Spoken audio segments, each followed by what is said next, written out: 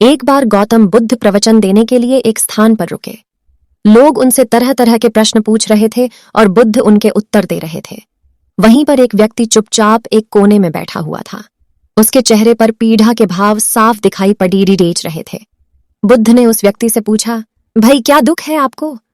उस व्यक्ति ने अत्यंत संक्षिप्त सा उत्तर दिया, पता नहीं। बुद्ध ने कहा, देखो भाई, पहले अपने दुख को जानो, उसके मूल में जाकर उसको देखो और फिर उसका उपचार करो। उस व्यक्ति ने बुद्ध से पूछा, वह कैसे? गौतम बुद्ध ने कहा कि पास के जंगल में जाओ और वहां से कुछ पौधे उखाड़ डाच कर ले आओ, लेकिन इस बात का ध्यान रखना कि पौधे ऐसे हों जिनकी 2-4 पत्तियां ही आई हों और सब पौधे अलग अलग तरह के होने चाहिए। वह व्यक्ति जंगल में गया और बुद्ध के निर्देशानुसार कुछ पौधे उखाड़ डेच लाया।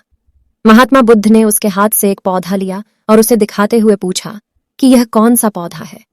व्यक्ति ने कहा कि यह तो बहुत छोटा सा पौधा है, इसकी पत्तियां भी बहुत छोटी छोटी हैं, इसलिए अभी मेरे लिए यह बता पाना कि यह कौन सा पौधा है बहुत मुश्किल है।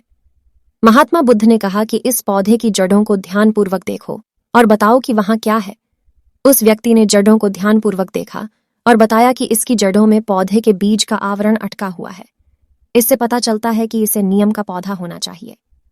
अब बुद्ध ने उससे दूसरे पौधों के बारे में पूछा तो उसने जड़ों को देखकर सभी पौधों के सही नाम बता दिए। बुद्ध ने उसे समझाते हुए कहा कि जिस प्रकार हर पौधे का एक बीज होता है, उसी प्रकार से हर दुख का भी एक बीज होता है। उस बीज को हम कारण कह सकते हैं। बिना कारण के कार्य की उत्पत्ति असंभव है। बिना बीज के न तो कोई पौधा उगता है और न बिना कारण के दुख की उत्पत्ति ही होती है। दुख के बीज या कारण को पहचान कर ही हम उसे दूर करने का उपाय कर सकते हैं। आधुनिक चिकित्सा पद्धति में भी किसी व्याधि की चिकित्सा करने के लिए रोग का समुचित निदान अनिवार्य है।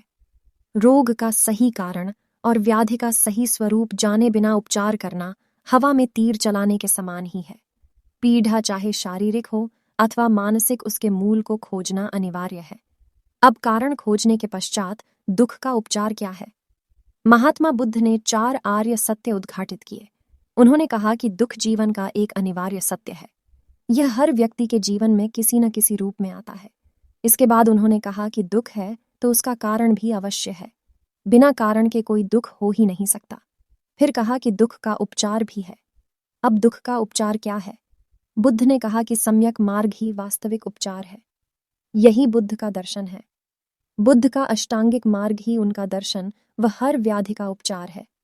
दुखों से मुक्ति के लिए इसका पालन अनिवार्य है। अब यह सम्यक मार्ग क्या है? जीवन के हर क्षेत्र में हर प्रकार की अति से बचकर बीच का रास्ता अपनाना ही बुद्ध का अष्टांगिक मार्ग अथवा सम्यक मार्ग है।